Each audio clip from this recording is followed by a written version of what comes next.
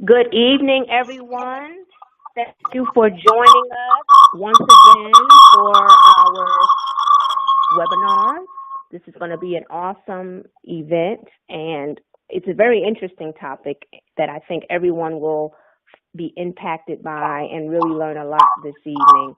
We're going to be talking about what the healthcare consumer and their caregiver need to know about Medicare fraud.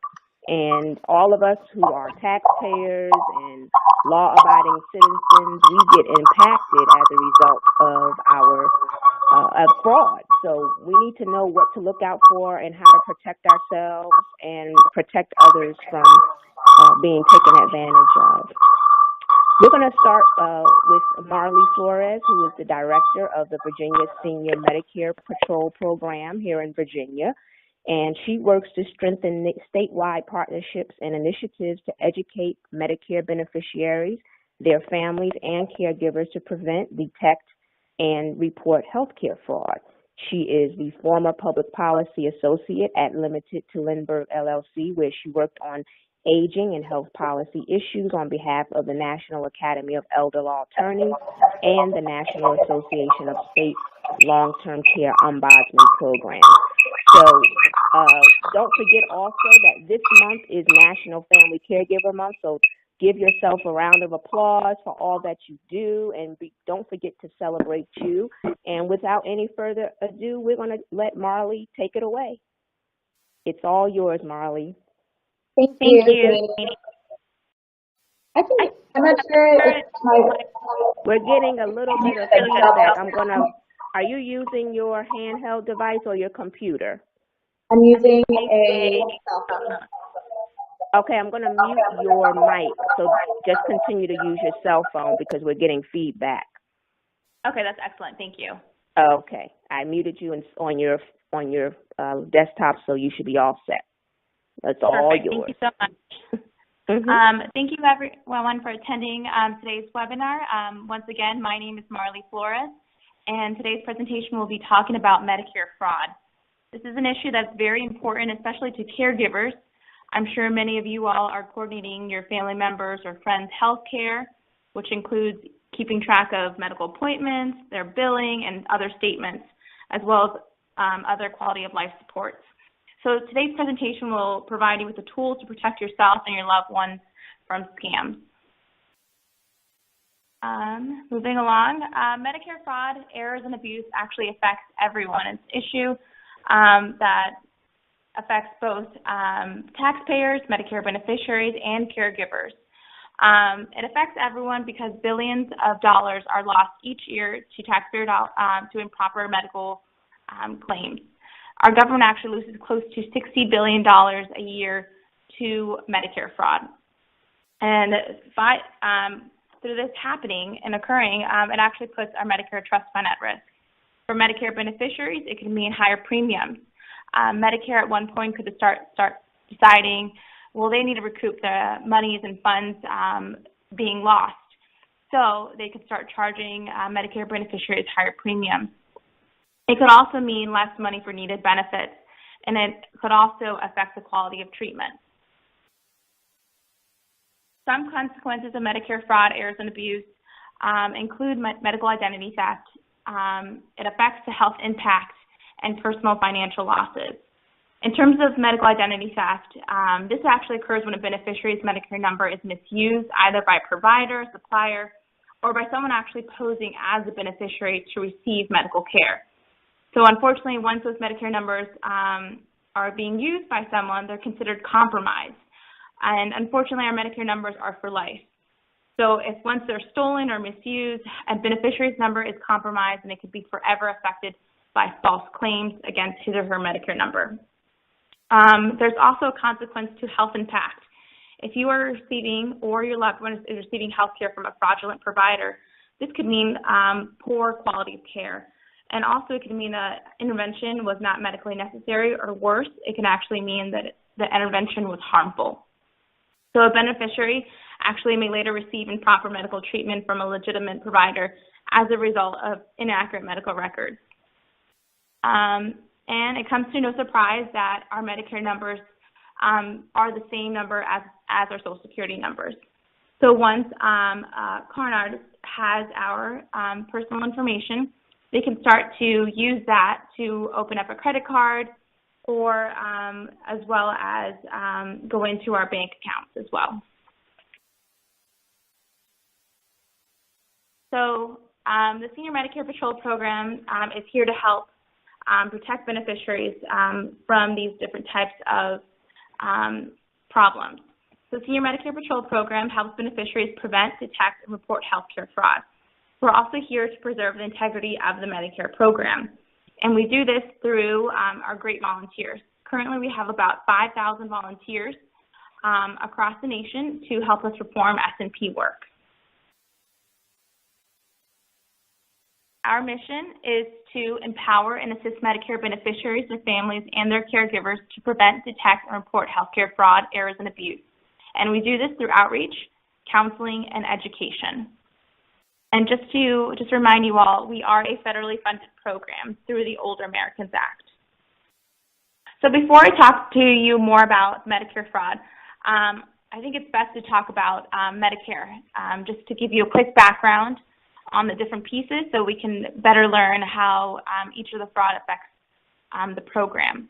So Medicare is a federally health insurance program created in 1965. It is for people who are ages 65 and older. It is also for some people with disabilities under 65, and there's a few other exceptions as well, such as those with end-stage renal disease and certain people with ALS as well. The Medicare program is actually not designed to pay 100% of all medical bills. Medicare actually pays only 80% of your medical bills. And at this moment, it covers close to 52 million people, and also people with disabilities as well. So we're going to talk a little bit more about Medicare numbers and cards. So every beneficiary is issued a Medicare card, Medicare number and card upon their enrollment.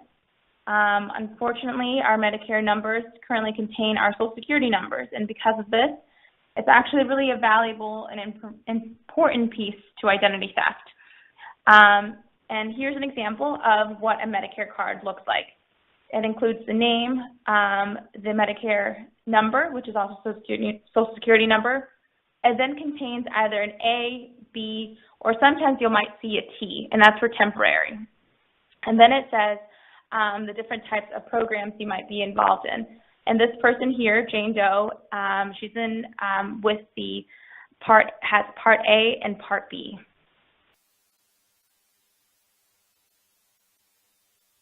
So Medicare is a little bit complicated. I call it kind of alphabet soup. I'm going to talk today just about the four main parts of Medicare. And Part A is your hospital insurance. Part B is your medical insurance. And when you have Part A and Part B, that is actually called Original Medicare. Part C is your Medicare Advantage plans. Part C is an alternate system for delivering the same services as Original Medicare. And this is provided by private insurance plans. And then Part D is also provided through different private insurance companies as well. And we're going to talk about each one of them a little bit further. So, Part A, again, is hospital insurance. So the benefits that are provided and that are covered through this are inpatient hospital care, inpatient skilled nursing facility care, home health care, and hospice care. And sometimes inpatient skilled nursing facility care are sometimes called SNFs. So we're adding more acronyms to this complicated system. Part B is your medical insurance. And medical insurance actually covers a wide variety of benefits. This includes doctor services, durable medical equipment, which includes like wheelchairs, knee braces, back braces. It also includes home health care, similar to Part A. It includes your x-rays, your lab services, any outpatient hospital services that you're not admitted to the hospital, mental health care, and also preventative health care services as well. For example, it provides It covers your Welcome to Medicare or your yearly wellness visits. Part C is a little bit different. Most people commonly know this as Medicare Advantage, and it's actually an alternate to Original Medicare. And remember, Original Medicare is when it includes Part A and Part B, when elected by a Medicare beneficiary. So Medicare Advantage plans are offered by private insurance companies that sign a contract with Medicare. Medicare Advantage plans must provide all Medicare Part A and Part B benefits to plan members. So that's very important because I have seen quite a few people, and this is actually unfortunate, who have a Medicare Advantage plan but also have Part A and Part B, and that's actually not allowed. Some Medicare Advantage plans actually offer other benefits that Original Medicare doesn't cover, such as routine hearing, vision, and dental care. But not all plans do, so you have to just make sure that your plan does offer that, because Medicare actually does not pay for any hearing or vision tests as well. Most Medicare Advantage plans also include actually a Part D prescription drug plan. A little bit complicated. If anyone has any questions, please feel free to stop me, because this is actually gets a little bit complicated. Next is your Part D, which is your prescription drugs. Part Ds, again, are provided by private insurance companies. They help with prescription drug costs, and coverage varies. So currently at this moment, it's Medicare open enrollment, which runs from October 15th through December 7th. This means that you can actually modify or join a new Medicare Advantage plan or change up your Part D prescription drug plan.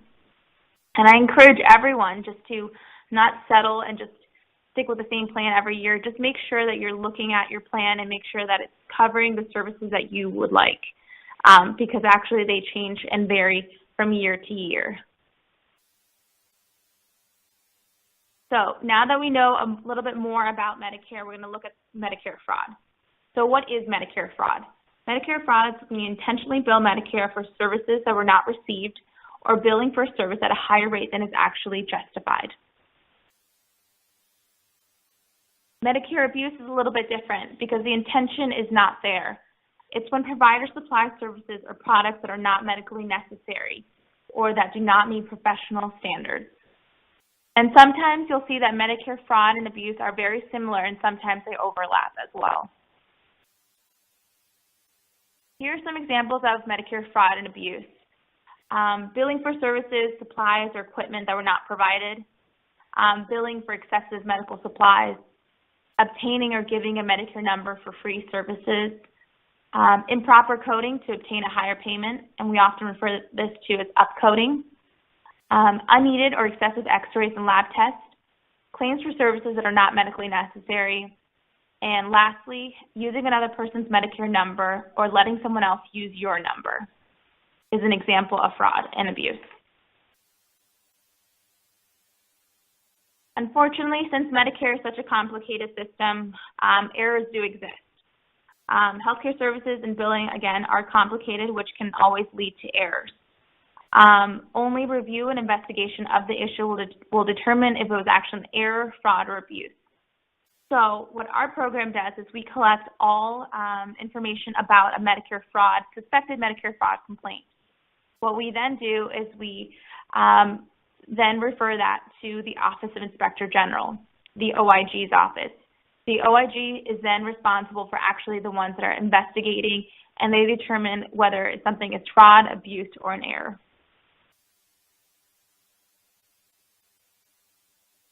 So now we're going to talk a little bit about cases that are happening in Virginia today. The one case that I want to bring to your attention is about genetic testing.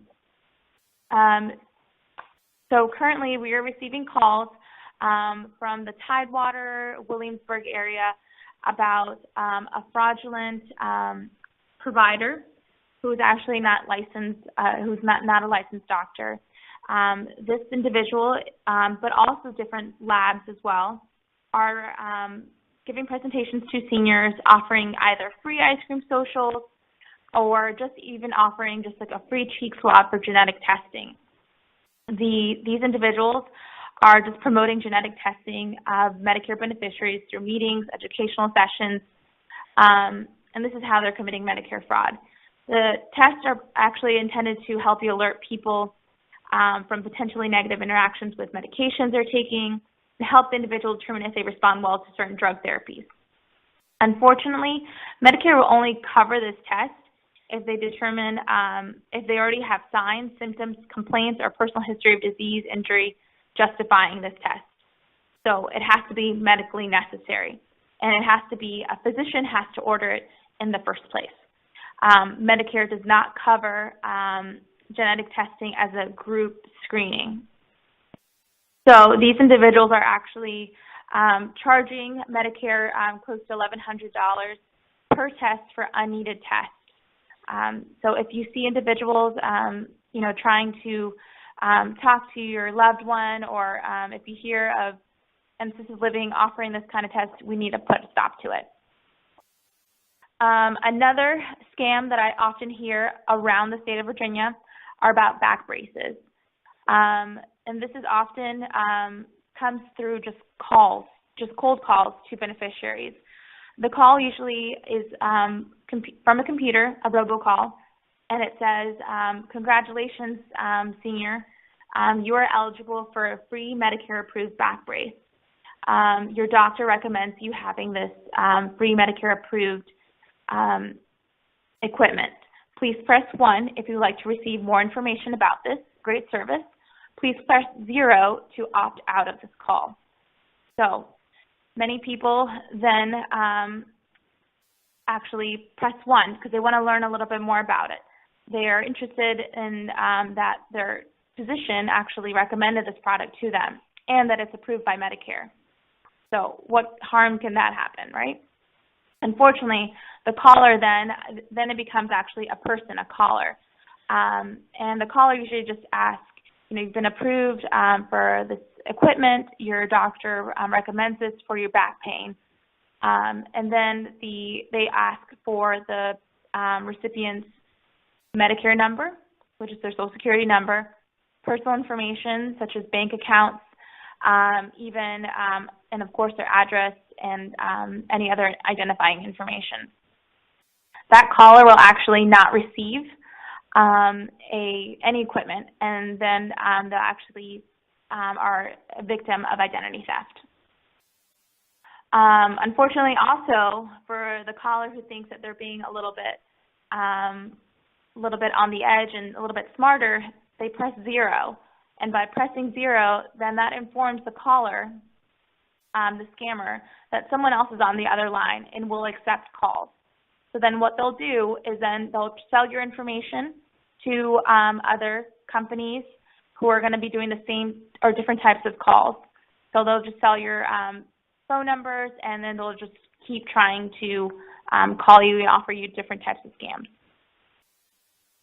The next topic I want to talk about a little bit is about the Social Security numbers on Medicare cards.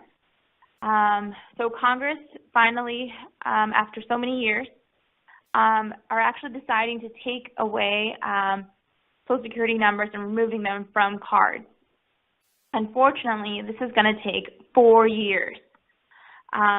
So right now, Social Security and Medicare administrators are working on a way to figure out how is the best way to implement the removing of Social Security numbers from Medicare numbers, for Medicare cards. So please just understand that scammers actually will probably use this type of scam in the future. They'll probably offer you a free, like a replacement card. All they need, of course, is your Medicare number or just your personal information. So this is another scam that could happen. And now I want to talk a little bit more about Medicare open enrollment, because a lot of scams actually happen during open enrollment. And again, that's from October 15th through December 7th. And again, this is a great chance to update if you want to be a part of a Medicare Advantage plan, or if you want to switch or change up your drug plans without being penalized. Because if you do it outside of these time frames, you actually can see a fee or some type of penalty. The common scams that we see are always the new card cons. This includes phone calls or emails or even front door visits. They're telling you that Medicare is issuing, of course, a new card. And to get yours, all they need is you to provide identifying information such as your Medicare number, your birth date, or sometimes even financial account numbers. So what I want you all to know is that Medicare is not issuing any new cards at this moment. Its employees from Medicare do not call participants on the phone. If Medicare would like to reach you, or even this actually is for any government agency, they will actually send you a letter in the mail, because that's how they correspond to you. The next scam that we often see is any free types of service. Usually this is a call from offering you free medical supplies or a complimentary health checkup. The caller sometimes may know something about you or your medical condition. So what we want you to know is that phone calls promising free medical supplies are often bids to obtain your personal information. They'll often ask for your credit card numbers, saying that it's free, but we just need to have a credit card on file for shipping charges. So just be careful also with pop-up storefronts and traveling clinics offering you free health checkups that require personal data. I've often seen this actually even at senior health fairs. There are people offering you free diabetic shoes. All they need is the last 4 digits of your Medicare number. And that's actually really dangerous, because that's the most important identifying numbers to you. So then from there they can, do a lot of harm. Also, I want you all to be aware of, do not trust your caller ID.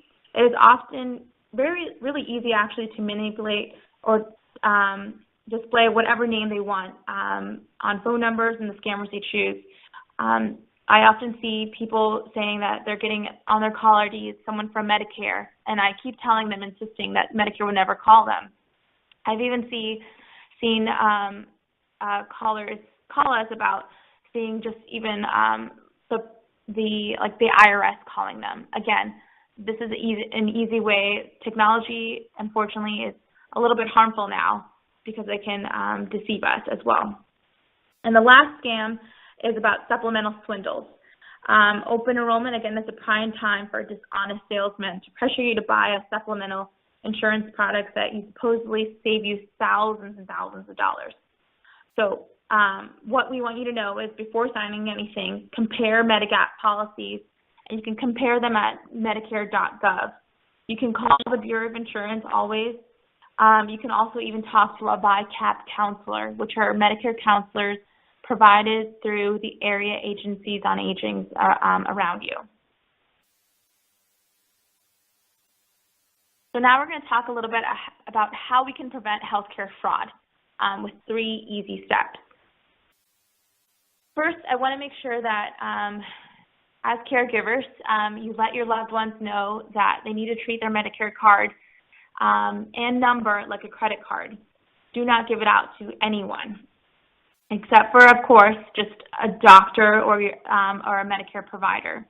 I often do presentations around the community, and I always ask, if you have your Medicare number and Medicare card in your wallet, let's stop that practice. There's no reason you should be carrying your Medicare card unless you will need it. Oftentimes I get asked, well, what if there's an emergency? They'll need my Medicare card. And then I try to give the example is, what if you're running outside and you have a heart attack? You're not going to be carrying and running with your purse at that time.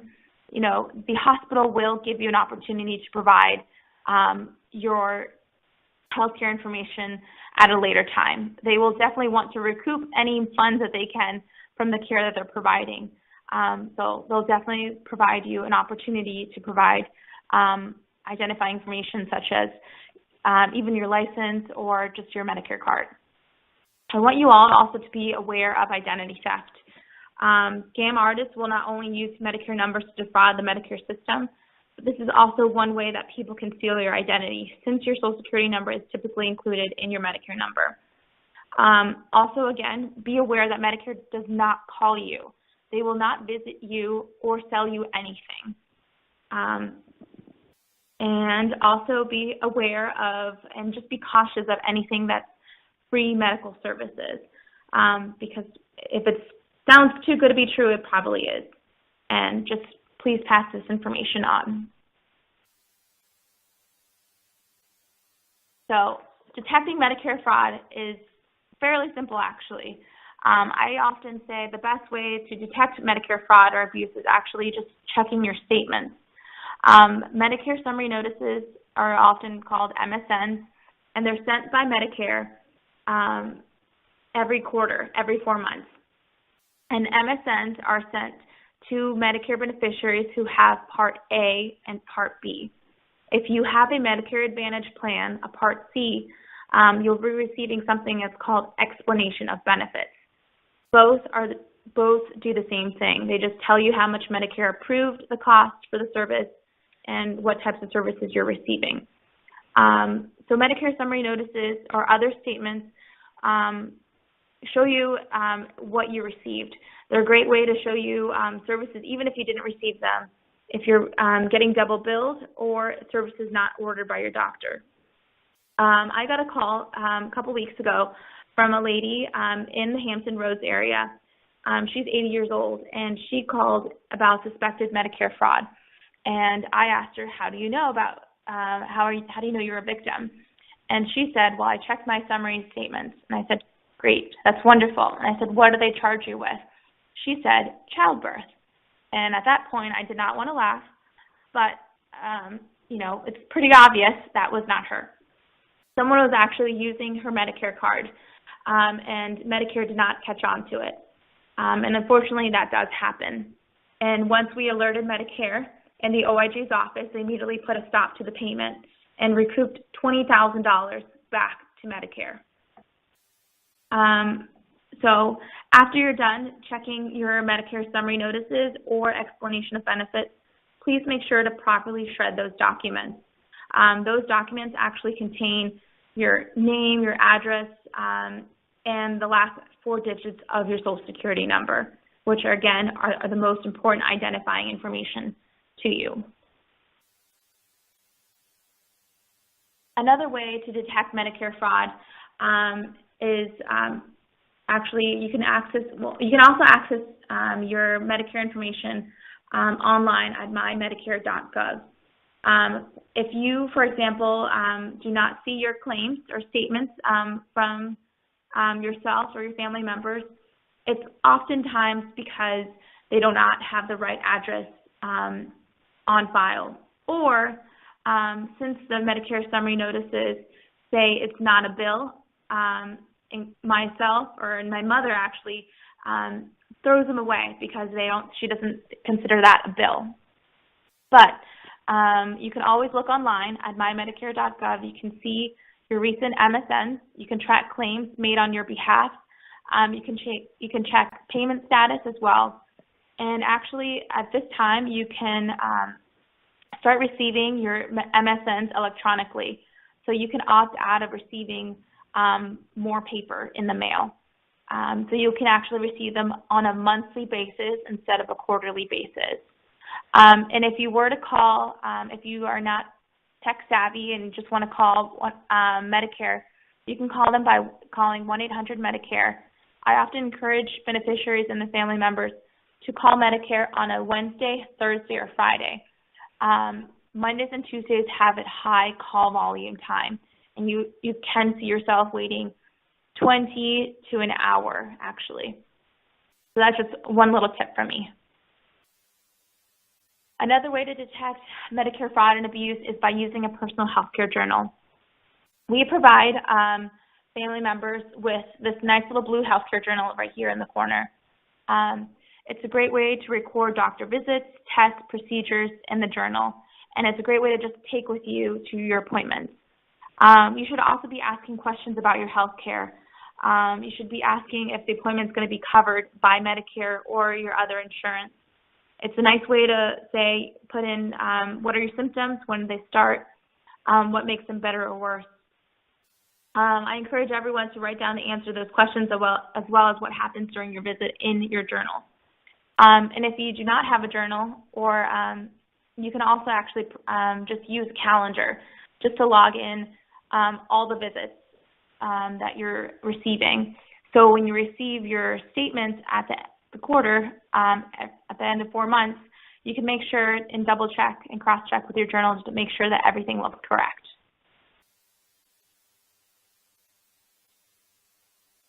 Lastly, we encourage everyone to report any suspected cases of Medicare fraud or abuse. Medicare is a great benefit, but I often tell people, question it. You know, don't be satisfied with what's on your claims. If you disagree with something that just doesn't look right, you can always appeal. And I'm more than happy to help you all move forward with a Medicare fraud complaint. We always encourage everyone first to call the provider just to make sure that it's not an error, because errors do happen. We would like you to gather information for us, and documentation, such as providing us with a copy of your Medicare summary notice to see how much Medicare paid for and approved and how much you actually could be billed. Again, you can always call our 1-800 number right here. It's a free and confidential service. And if by any chance we're not in the office, I encourage everyone just to leave a voicemail. Here are some important numbers as well that help Medicare beneficiaries besides the S&P program. So KeyPro, if you have any complaints about quality of care complaints, I encourage you to call KeyPro. They are a great service and actually are Medicare contractors. So that's their number right there. If you ever have any complaints or concerns about long-term care, for example, you're not satisfied or concerned with the care you or your loved one received in a nursing home or other types of long-term care facilities, please call the Long-Term Care Ombudsman. And finally, if you want to appeal a coverage or payment decision by Medicare, I encourage everyone to call VICAP. They can help you file an appeals application and help you track your appeals case. They can also help you determine and answer questions about which Medicare plan is best for you. Again, they're unbiased because they are a federally funded program as well. And so you can always call them and they will return your call within 1 to 2 days. If you suspect Medicaid fraud, which is different than Medicare fraud, this is a number to the Medicaid Fraud Control Unit, and that is run out of the Attorney General's office. And if you suspect that there's any identity theft, I would say first call your local authorities, but then make a call to the Federal Trade Commission and let them know about it. They can help you and provide you with numbers to a free credit report and help you put a fraud alert to your credit cards as well. So now I hope you all have learned how you can help prevent healthcare fraud through the 3 easy steps. We're also actually always looking for S&P volunteers to help beneficiaries protect, detect, and report, to provide presentations like this one, to provide one-on-one counseling, and even to provide and perform administrative work. If you ever have any questions, you can always visit us online at virginiasmp.org. We also have a Facebook page, and we post daily, actually. We post tips about different ways to protect yourselves from fraud.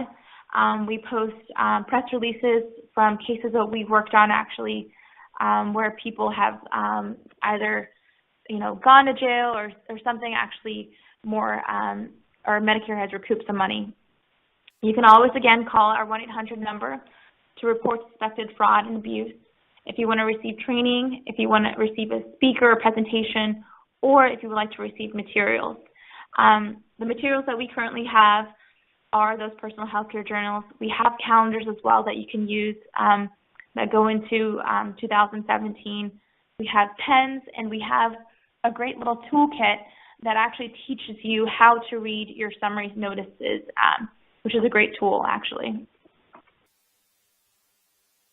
And lastly, does anyone have any questions? I'm just going to open it up right this moment.